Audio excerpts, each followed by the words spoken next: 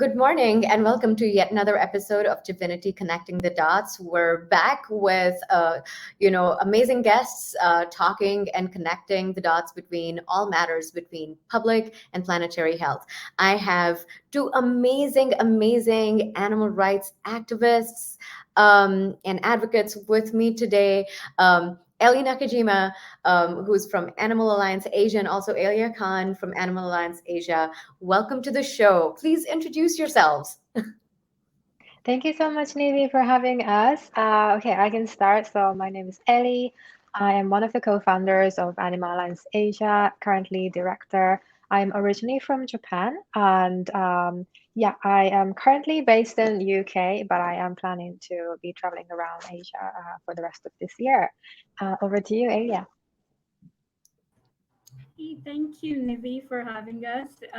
Nice to see you and everyone here. My name is Ailya Khan. I'm based in Pakistan. I'm the strategy lead for Animal Alliance Asia and the Pakistan coordinator. Yes, and I'm hoping to work in South Asia and Pakistan for a long time for the animal advocacy movement. Thank you. Well, thank you so much for sharing where you're based and what your roles are. And obviously, the topic we're going to be talking about today is what's Asia got to do with veganism. And I'm told Asia's everything got to do with veganism, because veganism somehow has, deep ancient roots in Asia, the entire continent, the world's largest continent, obviously. So let's start, before we get in the depths of that, let's start with your individual whole food plant-based or vegan journeys, however it is that you choose to identify yourselves. Who wants to take a go first? Sure, I can start because I'm sure Alia has a lot more interesting story to tell. So I went vegan, I think about 7 years ago now. One of my first aha moments was when I watched a footage of beagles being released from cages. It was by an organization called Beagle Freedom Project. And because I grew up with a beagle dog when I was a child, I just knew how playful they can be, what kind of personalities they have. But this video I watched was really shocking because it was the first time they were coming out of the cages for the first time in their lives after being experimented on for so long, and they didn't even know how to walk out of the cages. Once they were out in the field, they didn't know how to walk, and it just completely broke my heart to see that. And that's when I stopped consuming anything that was experimented on animals. So I went cruelty free first, and Yeah. then my journey started where I kind of connected the dots between, okay, so now I care about dogs, and that's why I stopped consuming these things, but what about other animals that I'm still consuming? So that's how I kind of took one step at a time. It took me like a year to go 100% vegan.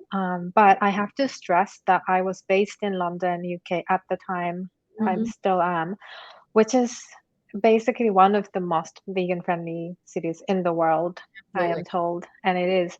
So my journey was pretty smooth thanks to all the options around me, but also the communities around me. There are a lot of vegan people that I could talk to, get advice from. So for me, it was a big privilege to be based here. And yeah, I'm going to talk about this more later, but soon I realized that it's not the same for people outside of London, outside of Europe, outside of the US. The situation is completely different, and the vegan journey would look completely different too. And that's why we started AAA. And in that regard, I'm sure Alia has a lot more interesting story to tell from Pakistan. Yeah, Ilya. Yeah, thank you.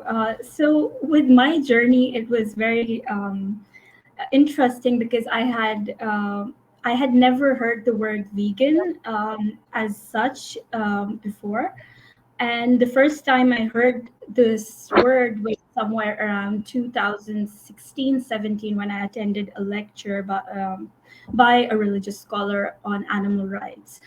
And to be honest, my first reaction to that was, what the hell is this person saying? Absolutely. Because I come from a Pashtun background in Pakistan, and we were known to be tribals and meat eaters. And so there was a lot of influence of that, and the whole community prides itself on being superior because they consume more meat. So it, having those kind of culture, growing in such a culture, and then coming to face with something like veganism was very new to me. Later on, I did start cutting down on meat, and I went vegetarian in 2017.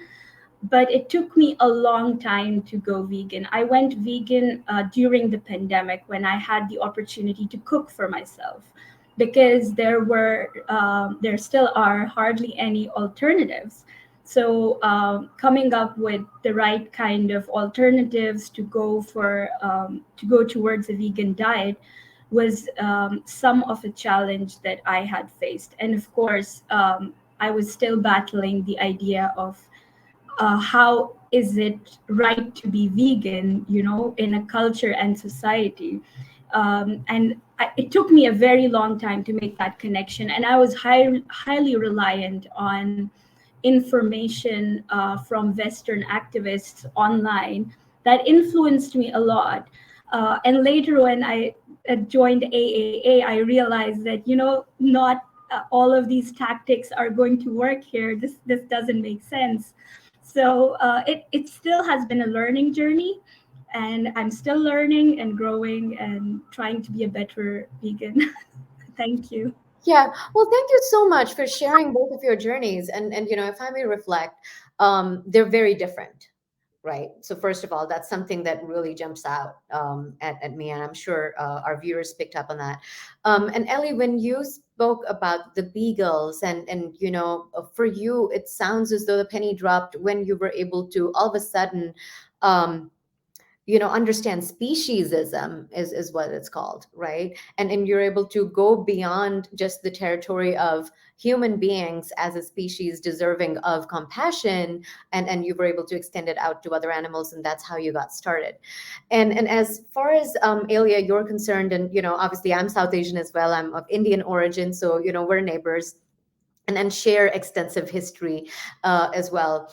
And recently at an event, I was talking about how colonialism has impacted, South Asian veganism in South Asia, or the food systems in South Asia.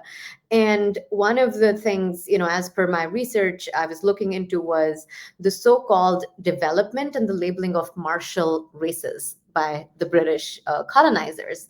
So I'm a Punjabi, and I completely understand when you say you're from the Pashtun tribe, and a lot of us and our tribes were almost sort of labeled martial races, and as though we're like born to war, and do that. And obviously with that, a lot of patriarchal vocabulary comes in, and there's language associated with masculinity and meat, and so on.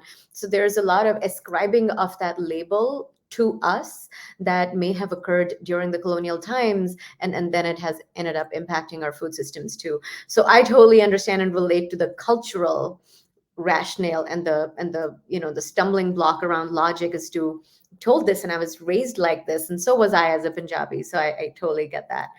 um and you also mentioned that some of the tactics of how you talk about veganism and animal rights, the way they work in the Western world, um, doesn't necessarily cut it in Asia, right? So I'd love for you, either of you, to talk about, first of all, like when you were introduced to the concept of veganism, before you started your activist journey and started talking to other people about it, personally, what were some of the deeply held beliefs that you challenged and maybe started enrolling those in the immediate community, like with you? So Ailya, like, did you try to talk about it to your family members? And what about you, Elly? Who were the first people who were the recipients of your activism? Ailya, you want to go first? Ellie can go first. It's fine, I think. Yeah. Okay, yeah, I can go first. Um, yeah, so for me, definitely, I started talking to my friends, good friends and family first, like any vegans would, I think. And it's usually the most difficult people to get through to because you're so close to them and you have the whole history behind. And that's usually the toughest crowd to get through to because I guess a lot of people might take it personally. But what I did was I basically created a document with all the information I could find, and I just gave it to my friends and family without trying to preach or anything. And I'm happy to say two of my best friends are now vegan, and they have been vegan for the as long as I have been. And yeah, I'm very happy about that. But I think to the people in Japan, especially, including my family, I guess, yeah, going back to the topic of colonialism, it's a bit different in Japan because we were the colonizers and imperialists in Asia. But at the same time, after the World War II, a lot of things have changed, where US has brought a lot of Western way of living, including food system. That has changed a lot. That's when dairy was introduced to school meals. Yeah. Now all the school meals have to have milk, and a lot of vegan activists are trying to fight that as well. But a lot has changed since then, and I guess whenever we talk about tradition or how things have always been this way, it's actually not that long. It's probably 50, 60 years, Hmm. but we a lot of people think of it as forever. It's always been this way. So it is quite difficult to challenge that, even though in Japan it is actually a new trend after the World War II. Yeah. Um, so yeah, it is quite difficult to challenge that, especially because the term vegan is again a foreign word, English word. So whenever we talk about it, use this word, it's often seen as yet another foreign concept that people are just trying to import into Japan. And because of that, there's a lot of resistance to it. And it's actually usually, combined with sharing recipes like pancakes or some Hmm. trendy salads Yeah. that a lot of people in Japan might not associate with. So there are a lot of things that we have to tackle in terms of, um, yeah, tackling belief system, helping people see that it's not just a Western thing. It Yeah. actually is about social justice. And yeah. Yeah, yeah. And before I go over to Ellie and we hear about, the challenges faced by her and her early activist you know target audience and what she learned from that. Yeah, I just wanted to ask you, is there, like, given that each of our Asian countries, we're so heterogeneous, we're so complex and linguistically diverse. And it seems as though, at least in India's case, that there are certain local languages where you have words that mean veganism because people have been eating like this as part of their indigenous way of life.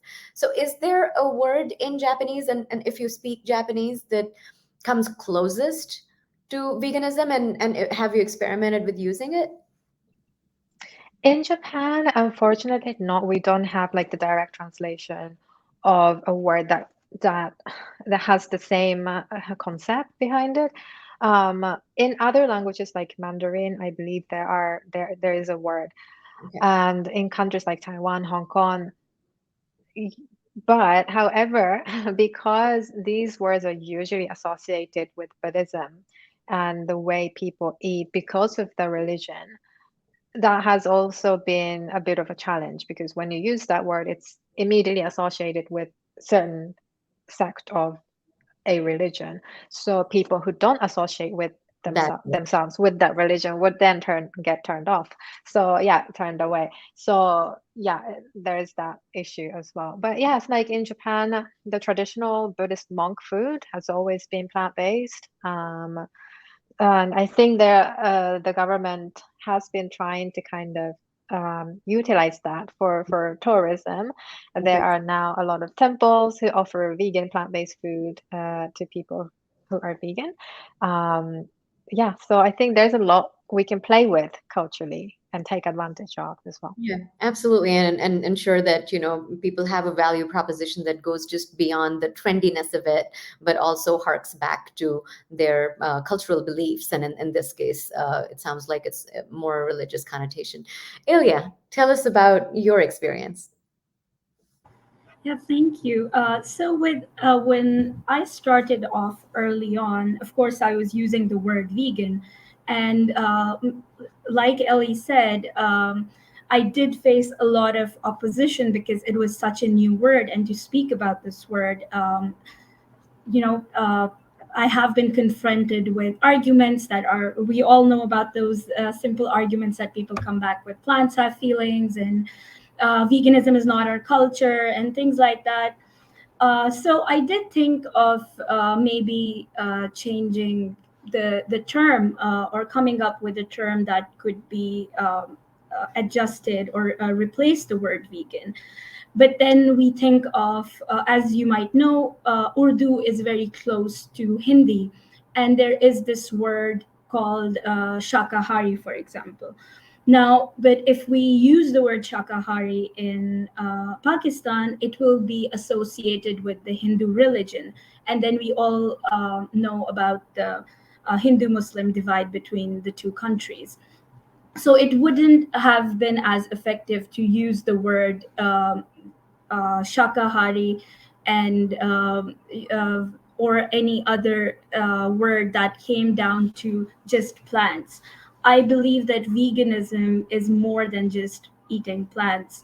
And to find a replacement for such a word is a challenge. And I think we all did, our country coordinators in LE, early on, we did hold a panel talk around this, that is there a way to overcome this challenge and come up with a word. So this has been something uh, that has been a challenge of communicating the idea of veganism to the people in Pakistan. And like you said, just like India, Pakistan has so many languages, so many different cultures. And I think that what might work in one part of Pakistan might not work in the other part of Pakistan.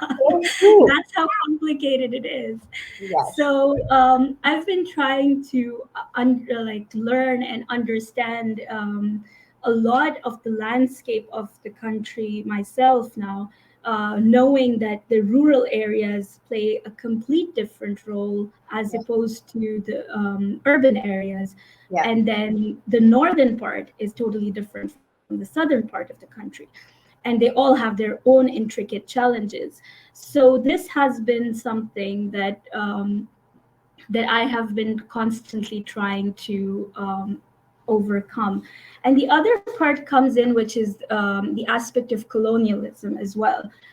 We understand how complex the issues have become over time due to colonialism in the region. We have some beliefs around milk and meat, and they're all coming in now. We have this industrialization happening. We have so I'll go back to 15 years. I always say this. 15 years ago, we had a culture of not consuming meat for 2 days a week in Yeah. Pakistan. And all of a sudden, that's missing. We have this mass marketing going into meat. We have this mass marketing going into selling milk products all of a sudden. And we wonder where it's all coming from. And this mass industrialization is happening right now. So, this for me is a present challenge that I face. Um, and interestingly, the few alternatives that we did have in the market are slowly disappearing. And we see this pushback from the meat industry, which is happening towards the alternatives. So there are a lot of problems, from the meat industry to the historical aspects to the cultural aspects. And hopefully someday we'll find a way around how to navigate each of those issues.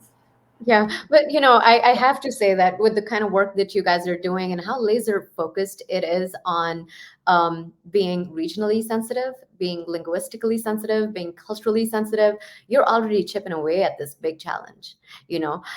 So just I'm so glad that we're bringing this conversation to our broadcast partners and here at Divinity, and especially at Unchained TV, because I know that their majority of their audience is North American, and white Caucasian, and they're hungry to understand how veganism is happening in other parts of the world, and it's very important for us to offer them this context about all the nature of challenge that you guys have. So, like, moving on to segment two, I'd love to dive deeper into Animal Alliance Asia, the organization that you both represent. So, could you tell us, our viewers, a little bit about your vision, your origins? What is it that you're trying to achieve? Yeah, sure, I can do that. So our mission is really, we are a movement building organization, and we want to build a more sustainable, inclusive, and effective animal justice movement in Asia. And we support and educate, mentor individual advocates as well as organizations across Asia. So we envision a culturally relevant, as you said, Nivi, and effective and inclusive animal justice movement in Asia. And we believe in local leadership. So that's what we're trying to work on. The origin of AAA really, it was 2019 actually. Another advocate from Hong Kong, Angel, and I met in London when she was still around here. And basically, both of us had the privilege of going vegan in London, first of all, but also having opportunities to go to conferences, trainings, workshops offered like specifically for animal justice advocates in Europe and the US. And I really loved these opportunities because like when I first went vegan, I didn't even think about that until I found out about these opportunities that you can actually learn to become more effective advocate for the animals. And it really opened up my eyes a lot. And but at the time in 2019, we did not have anything like that in Asia at all. So Angel and I decided that we want to be a pioneer and initiate that kind of space for Asian vegans and advocates. So we started then, and the first event we ever did was the Animal Advocacy Conference Asia in 2020. And I'm happy to say we just finished our third one last year in 2022, and we're going to continue doing that this year too. And it's been such an amazing journey for me and for the team. At the beginning, it was just the two of us volunteering on top of our full time jobs. And the conference that we did first really was the first ever space, like safe space for Asian advocate folks to come together and learn from each other. We really like diversity, equity, inclusion. These are at the forefront, always at the forefront of our work at AAA, because without offering a safe space for people to come together, the marginalized voices will be marginalized further. And we need diverse voices represented in this movement to really reach all the communities. Like Ailya said, one might work in one community in Pakistan, might not work in another community in Pakistan. We need leaders in every community across Asia. And for that, we need to be very, very inclusive and open and safe. So I'm really happy to say that we've been overwhelmed with so much positive feedback from our participants in the past, especially with our conference. A lot of people who identify as gender minorities or queer folks who might not have a safe space in their own country, but they can come to our conference and feel welcomed, feel included into the discussion. So it's been a beautiful experience for all of us. And people like Ailya, our core team, our country coordinators have approached us. And yeah, we have been growing a lot since then with like-minded people from all over Asia, and I feel very, very grateful for everybody on our team. Oh, I think I was on mute. Well, thank you so much for sharing right from inception, how you started as merely like a dream and a vision and an idea with two of you in London, and how you recognized that it was really important for all of the Asian advocates, people with Asian ancestry, sort of come together and to create a safe space and to create a platform which could lend become their voice. So you mentioned that the team has grown, the movement has grown. I'm just going to bring on the screen um, the core team. So if you could talk to us a little bit about, who these people are. Of course, we have Ailya on, the panel with us today. But if you could take us through a little bit about each of them, what do they do, and then we'll talk about the coordinators as well. Yeah, sure. I'll be happy to do that. So this is our core team, our dream team, really. It cannot get better than this. I'm so thankful to all of them. So yeah, I am the director, co-founder, and Kaho, who is Japanese, she is a program coordinator who's overseeing all of our projects that we run at AAA, who has been part of our community from the very beginning of AAA. Mimi, who is based in Myanmar, she is our communication lead, and she is the one who designs beautiful posts for social media and writes beautiful newsletters every month. She has been the face of AAA, externally facing, basically. And Ailya, who we have here today, is our strategy lead. She is one of the most integral part of AAA, who basically um, has helped AA grow and find our own space in the animal justice movement in Asia. Um, Strategy wise, I have been learning so much from Ailya, and I'm so thankful. And I am usually the one who come up with all kinds of ideas here and there, and she's Mhm. the one who stops me when she has to, or supports me when we have capacity to. And Gulam is our fundraising specialist who has really tremendously helped us grow in terms of finances and finding grants in the last 3 years. Yeah. And then you also have coordinators, it doesn't stop here. You started as two, and then there's the core team, and then there are coordinators. And so first of all, before you even talk about, specific people and the faces on the screen there, what is meant by coordinators? How are they different from the previous people who are based in different countries? Yeah, so we've always had country coordinators. We used to call them country reps. The formal title now is called country coordinators. Okay. And they are the most integral part of AA, I would say, because without them, we wouldn't have expertise about each country.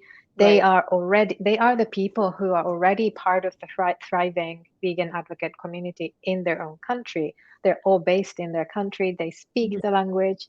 Yeah. They were born there, they grew up there, so they know the cultural intricacy and sensitivity in each country, and also the dynamics of different initiatives and individuals, groups. So that way, we don't have to almost like step in. We're already there through Yeah. our country coordinators, which is great. And they are the ones who constantly have conversations on the ground on daily basis to find out what's working, what's not working, what are the cultural specific challenges, and what's the solution going forward. Right. So with their help, we have been building more expertise around where are the gaps that we can help or support, at least to boost the ideas of an individual advocates or organizations to flourish in their own country.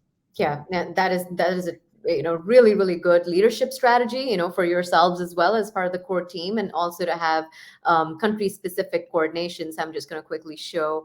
So you're operating now in Vietnam, Thailand, Indonesia, Taiwan, the Philippines, Nepal, and then you also have a tech coordinator. Um, Yes, and and we actually have someone in India now, Malaysia, and Japan, Myanmar, and Pakistan as well, who are not actually here yet. All right. Okay. So that is awesome, which basically means, there's the entire map of Asia, and then, your mandate is to absolutely ensure that Animal Alliance Asia is represented in each and every part of the world's largest continent. This is awesome. Um, So you mentioned earlier about the funding, and you have a funding specialist as well, and you've mentioned how their presence have eased a lot of concern around money, because unfortunately, in the kind of world we live in, without money, it's very difficult to do outreach. Um, how difficult really has it been? Because when we talk about persons of color, people of global majority, people from Asia, um, finding it an ever increasing unequal world, being able to get dollars to invest in this kind of a mission. Share with us a little bit about that journey. How's it been to get resources? I can talk about it for the whole day. It's been a journey for sure.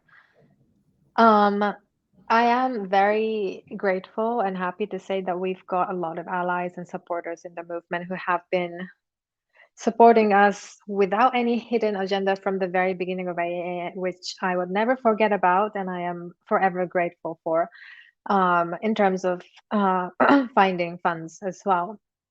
And I think we are a very unique organization in a way because we are led by Asian women who are based in Asia, who speak the language. I think like most of us speak English as a second language, including myself. So obviously navigating in the the the funding space is a challenge. As a woman of color who doesn't speak English as the first language, there's just lots of layers of challenges for sure. Um, and as I said, like I am very lucky to have had a lot of advice from people around me, especially women leaders, on how to navigate in the space. But it is a challenge, especially because of the things I've just said, who I am and who our members are, but also because the kind of work we do is a very long-term thing. Like we are a movement building organization, and movement building takes decades to see the fruit of it. It's not something that can be measured immediately. How many animals are we saving per dollar? We can't really do that right now. It's very different from, let's say, some welfare campaigns, which might be easier to get numerical impact immediately.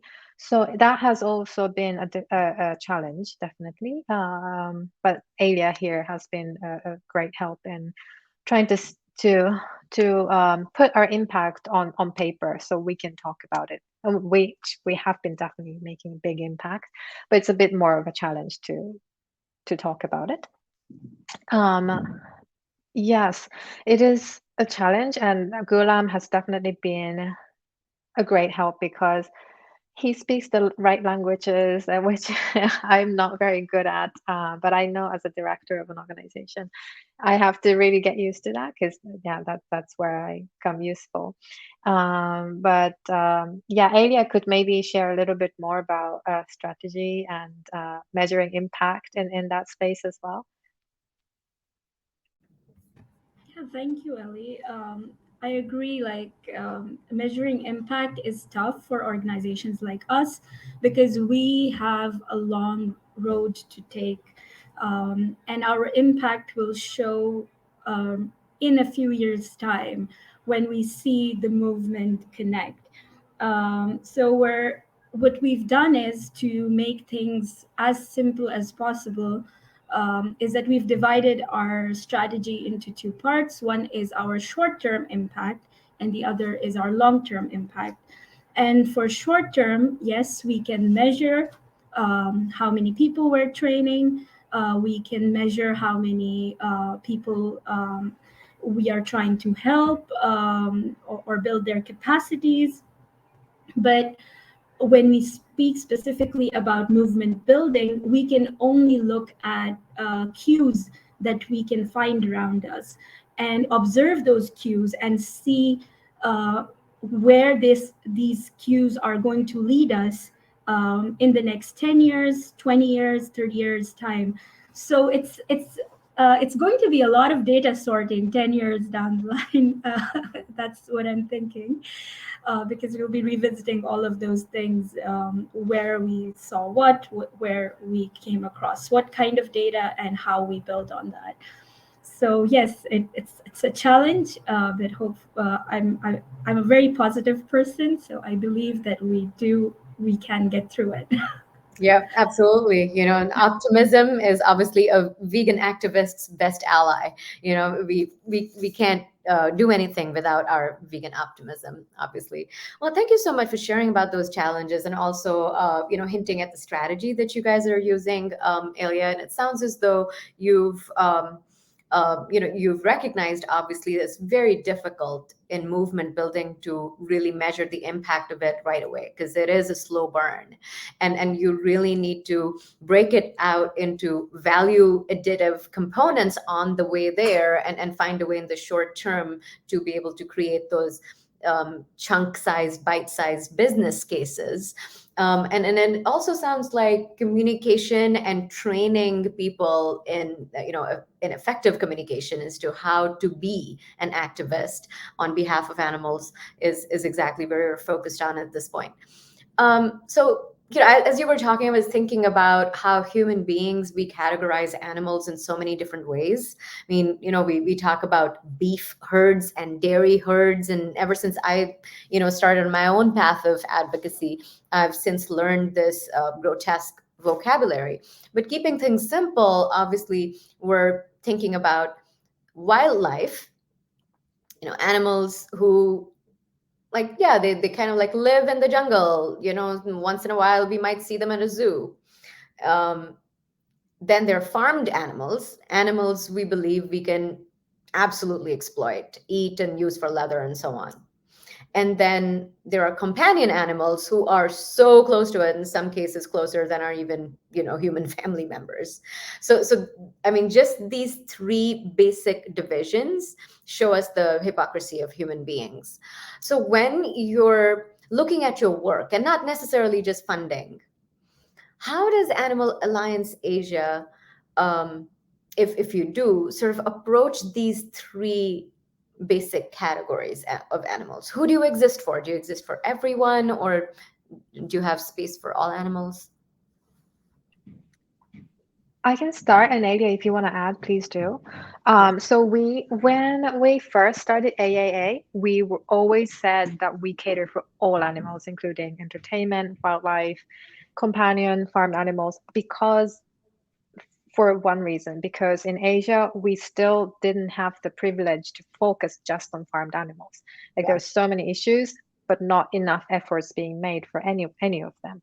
Whereas like in the US or UK, there are large international organizations just focusing on cats and dogs, just focusing on farmed animals, but we didn't have that. So we always said that we welcome everybody who are animal lovers.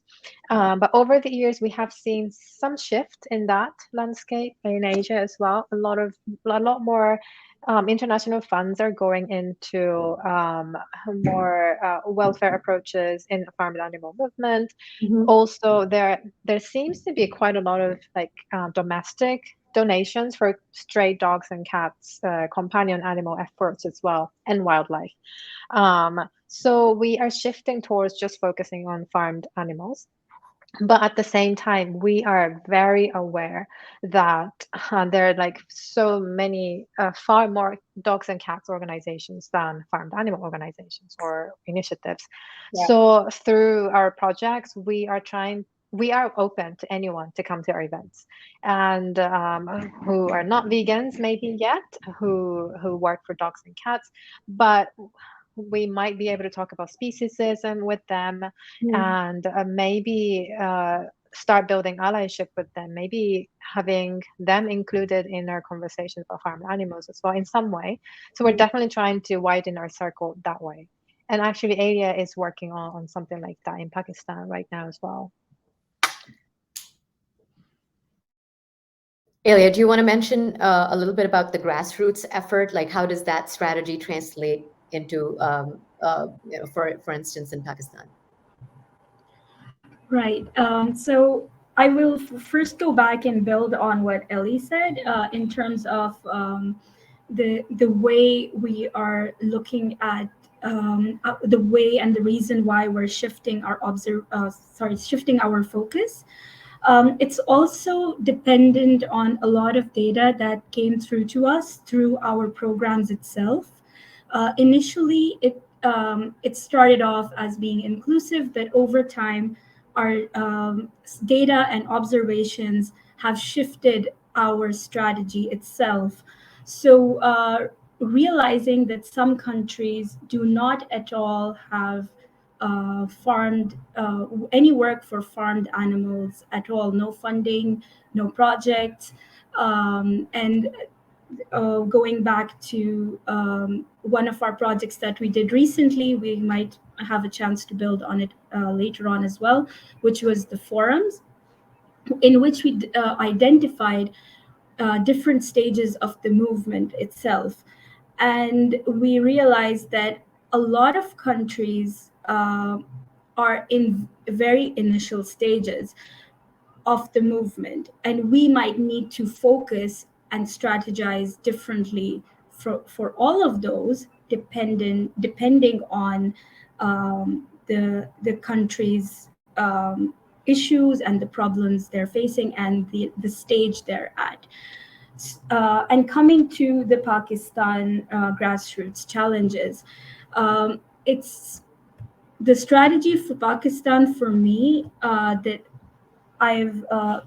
what Ellie just mentioned, and I will build on that. There is a lot of work for pets, companion animals, not too much for wildlife, but good enough for wildlife, and zero work for any farmed animals right now.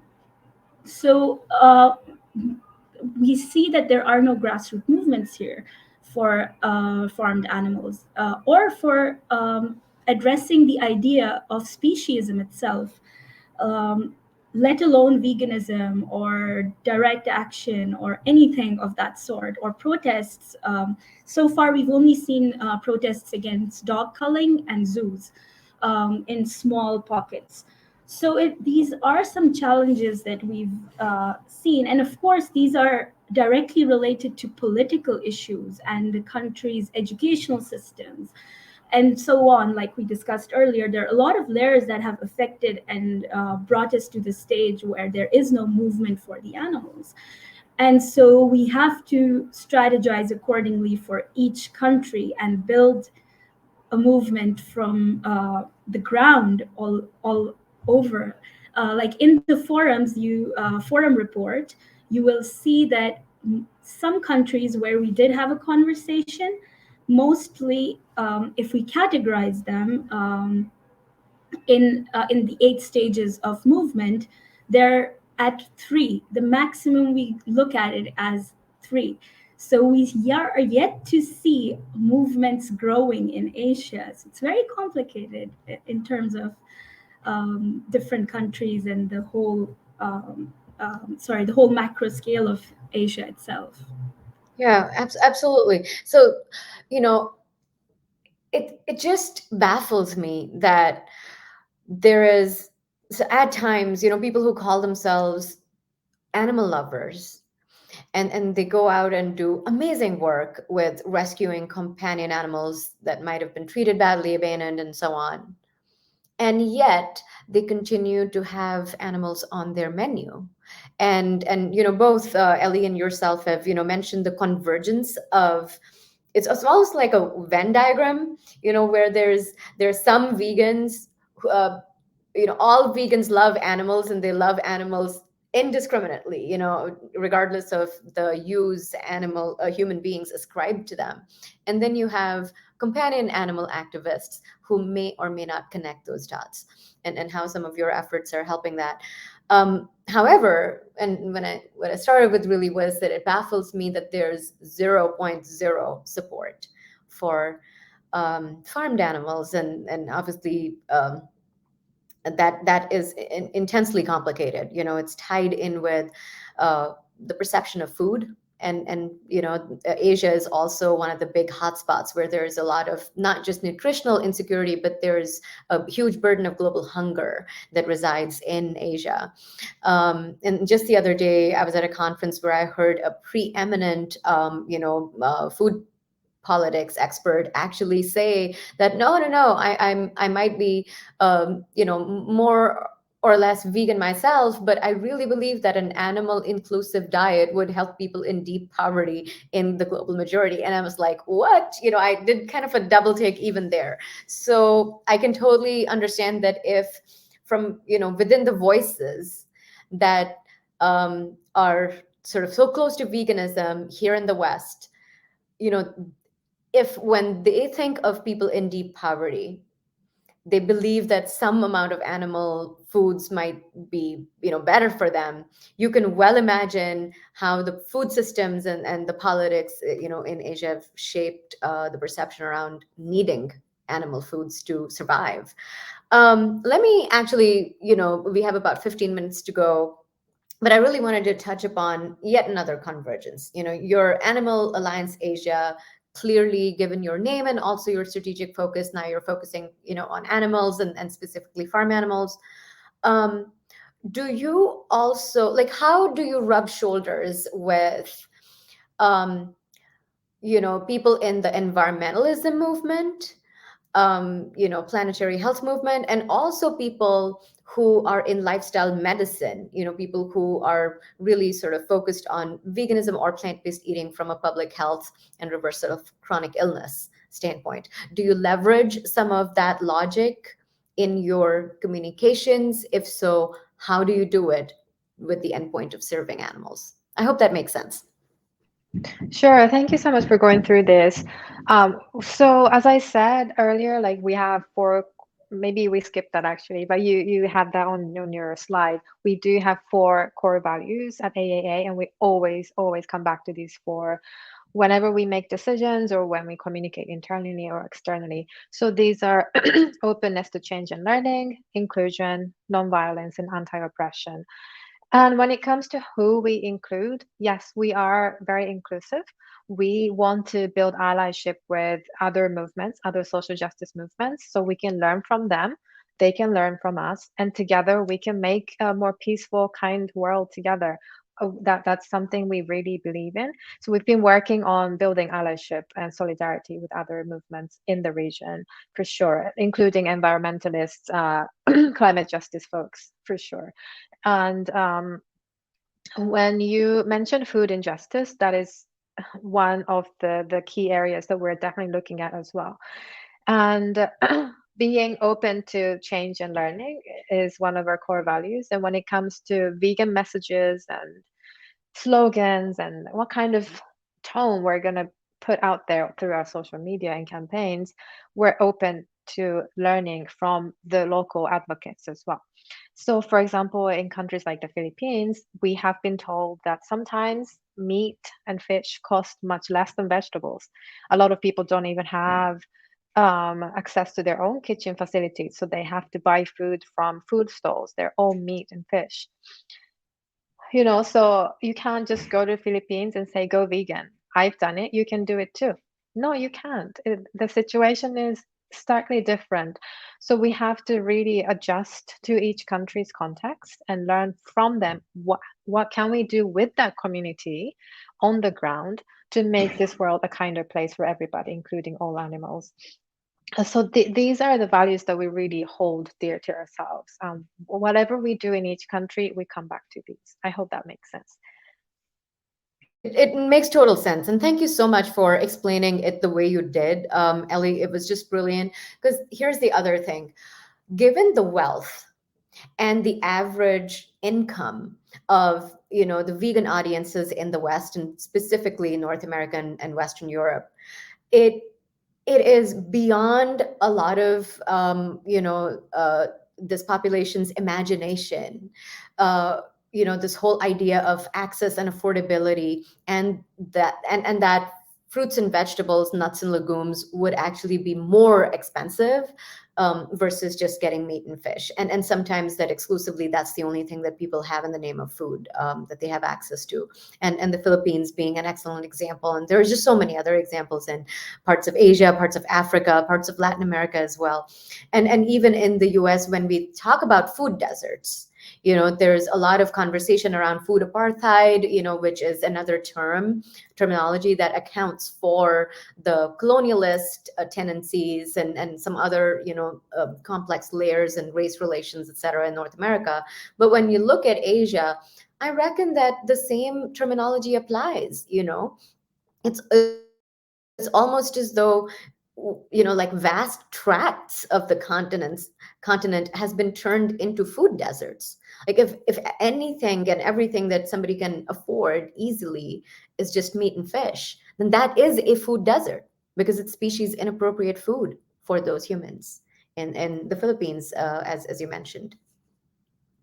Yeah, definitely. And I'm just going to add that coming back to our values, like we are anti-oppression as well, any forms of oppression. And when it comes to who we include in our discussion, we do also want to include farmers, stakeholders in the animal agriculture industry, people who work in fishing industry in the Philippines, Japan. We want to include them in our movement because they are the Yeah. key players in our movement. Without them, we won't succeed. So that is another element that we're definitely trying to focus on as well. Yeah, so I'm really curious to sort of know, how does it work, right? We have a lot of news in the media, at least in the vegan media and the plant-based media, where a 45-acre mega farm in Colorado is actually now only, they're transitioning out from meat, and they're only exclusively focused on mushrooms, so they're going to become a mega mushroom farm instead of a meat farm. And it was just like doing the rounds in the vegan media in North America the other day. And given the CAFO situation and the factory farms and the scale at which at least the meat, the ranchers and the dairy farmers operate here, you can imagine that there are people with a lot of resources and a lot of lobbying power. And that is not the case for the fishermen and for the animal agricultural workers throughout Asia. And it's really interesting for you to say that you want them to be included in the Animal Alliance Asia movement and your strategy. How do you do that? Because oftentimes these are people at the bottom of the totem pole, they don't have the privilege of even basic education and literacy and numeracy skills. So how do you include them in the conversation? Do you have people specifically trained, for that? So I have a lot of questions. I know we're going to run out of time, but I do want to talk about that while we still have you with us. Yeah, sure, definitely. This is something we're still working on through our research and forum to really understand what we can do with them. But there have been some successful cases for example, in South Korea. We can't take credit for that. It was HSI. They have worked with local dog meat farmers, and they have now successfully transitioned into like fruit farming, I think. So on a small scale, when it's not factory farming, I think there are a lot of things you can do with them, Yeah. as long as the alternative livelihood is viable and attractive. Ailya, anything to add from Pakistan perspective? Yes, thank you. Just this short bit. If you look at India, Pakistan, Nepal, these areas, I'm well versed in Pakistan, of course, but there are a lot of informal sectors of the meat and dairy industry, unlike the West, where we have, in the West, we have these huge factory farms, and they're like you said, they're corporates and they lobby, and then people tell them to transition at a mass scale. Here you have people with 2 cows, 5 chickens. There are small groups, and to focus on those transitions, we really have to think in terms of grassroots. We Yeah. have to think in terms of grassroots transitions for these small informal farmers. Because I saw this documentary recently, and it said 80 in India, 80% of the milk comes from informal sectors. Yes, corporate. So it's, if we look at the proportions, then that means that our strategies for Asia needs to be very different, even in terms of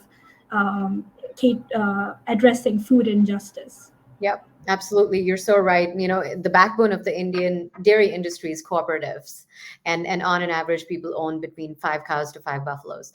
I want to quickly switch, before we run out of time, to your research and outreach efforts.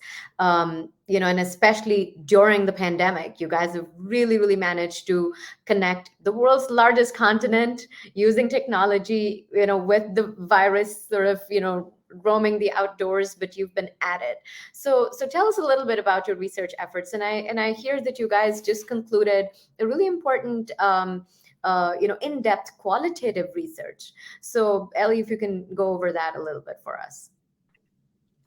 I think, Ailya, did you want to go for this part? Did you want to talk about it?